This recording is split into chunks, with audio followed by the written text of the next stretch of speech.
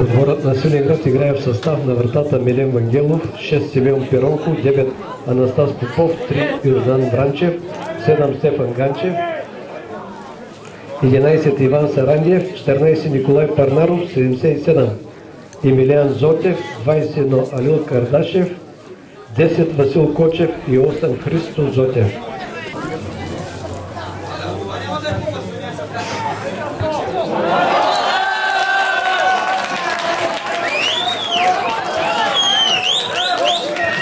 В минута резултатът вече е открит в полза на домакините, голмайстор номер 9 Анастас Попов.